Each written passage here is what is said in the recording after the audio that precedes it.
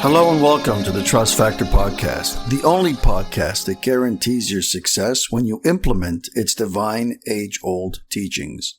Good morning, everybody, and thank you for joining us on this episode of the Trust Factor, this snowy, blizzard-filled day in Toronto.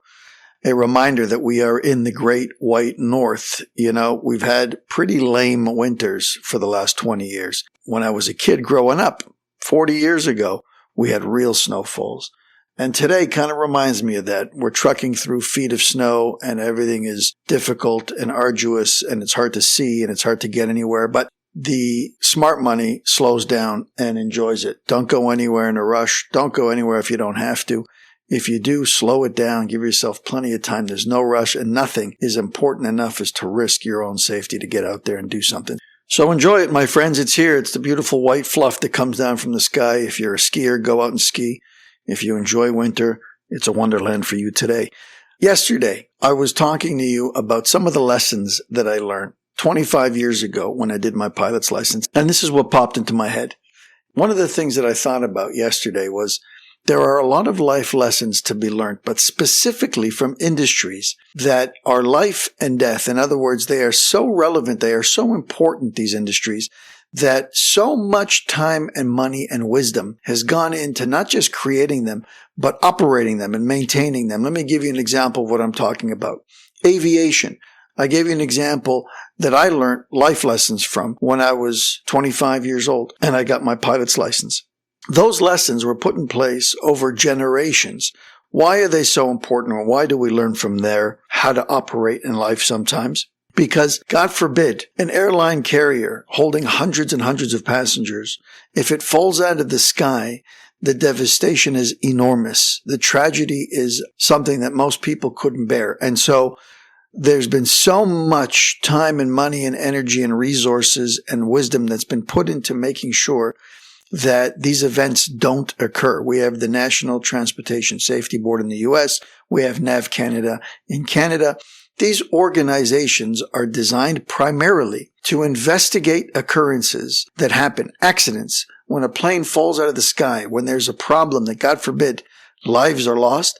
These organizations step up, and it's their job to overanalyze and to bring the greatest minds to the industry so that they can determine what the cause of the accident or the incident was, and more importantly, so that they can put mechanisms in place to stop it from happening again. And that's why aviation has become one of the safest, if not the safest mode of transportation in the world, which defies logic, because if you think about it, an airplane is hundreds of thousands of pounds of steel and aluminum and all kinds of different materials. This big honking chunk of metal that weighs hundreds of thousands, the size of a building, loaded with human beings, loaded with their belongings, their luggage, their cargo.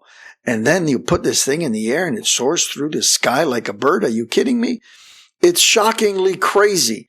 If you really step back and think about it, you would be blown away. If you were one of the first people to watch an airliner take off and get off the ground, you would look at the sky and think, what a miracle. What an outright miracle. There's no reason for this hunk of steel weighing hundreds of thousands of pounds to be able to make it up into the air and fly across the country.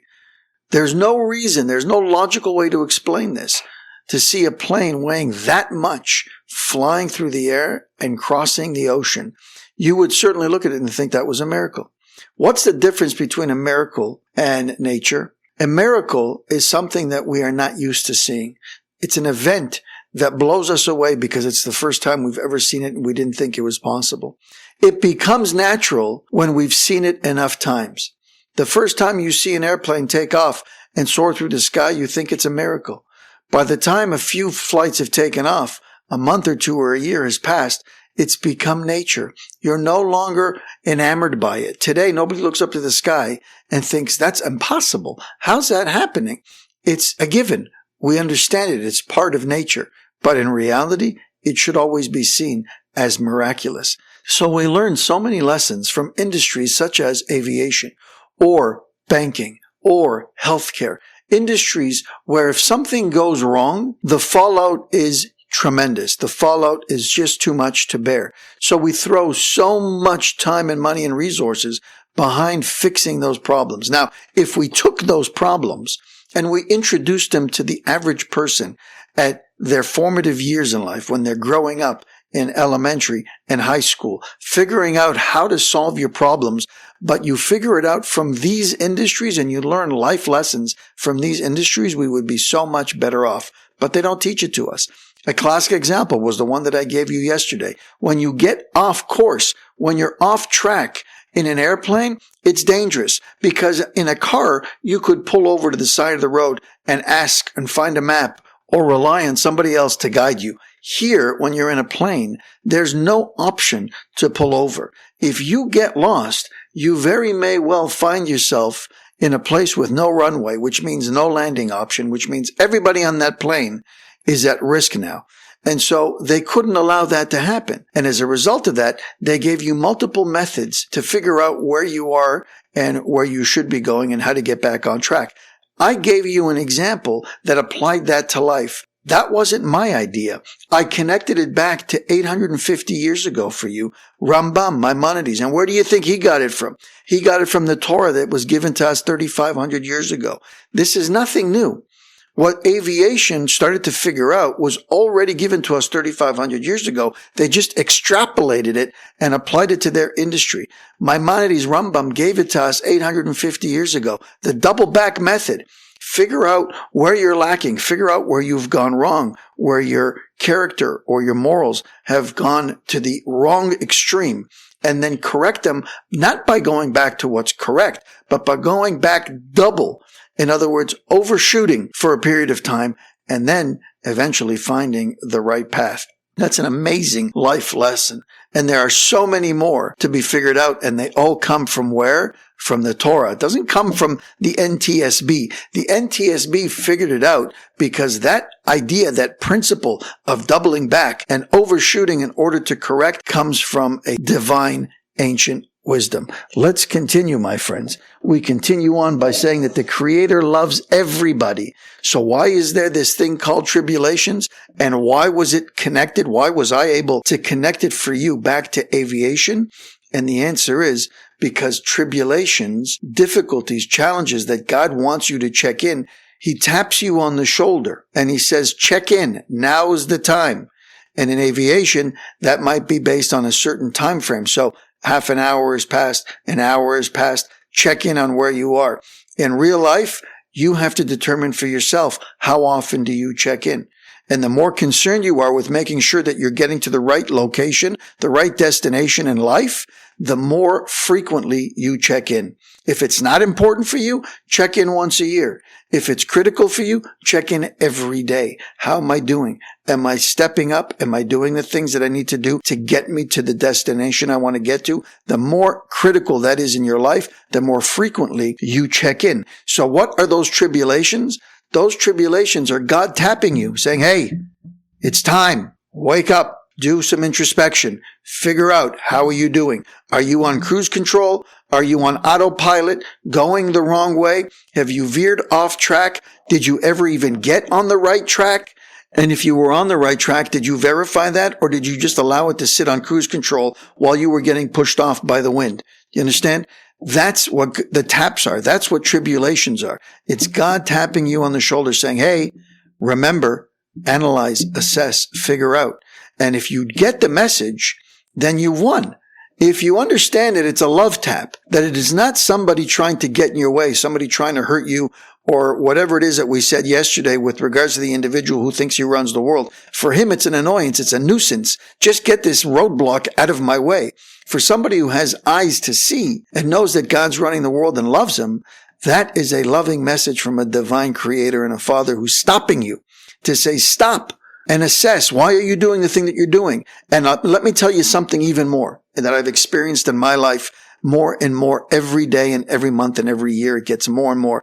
And it's entirely dependent on me. Not on him, but on me. What happens is when you start to take a step in the wrong direction, and I mean the first step, not that you've been trying for days or weeks, hours, months, whatever it is. The moment you take a first step in a direction that is wrong, he stops you. He stops you with a message that should be clear for you to understand.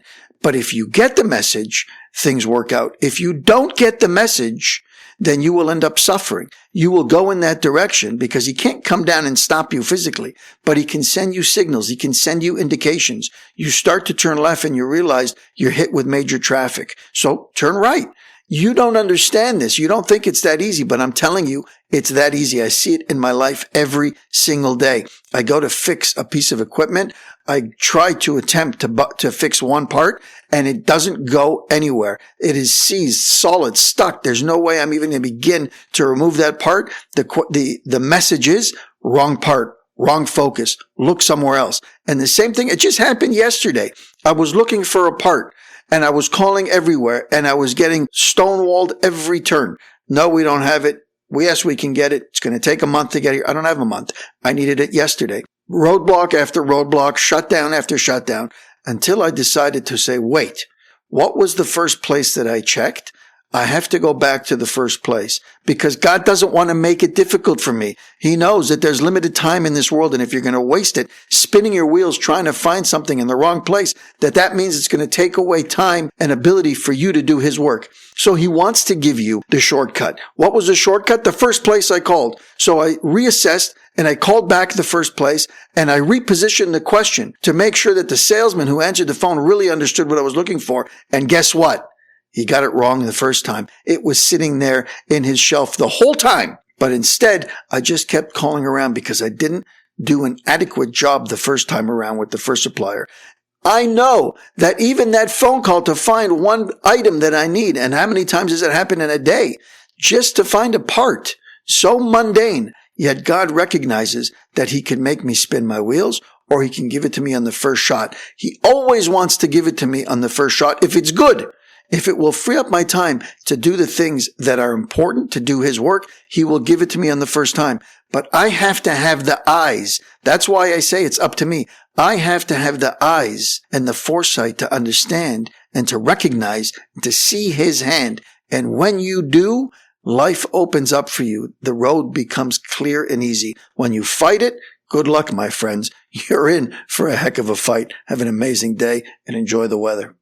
Thank you for spending time with us on the Trust Factor podcast. If you've heard something today that moved you, save this episode and share it with someone who might need to hear it. Be sure to subscribe so you don't miss upcoming conversations that challenge, empower, and uplift. And if you're on social media, connect with us. Leave your thoughts. Drop a quote that resonated with you. Hashtag the Trust Factor podcast. Until next time, keep growing in your trust and keep living with purpose. I'm Jesse Revivo, and this has been the Trust Factor Podcast. Thanks for listening.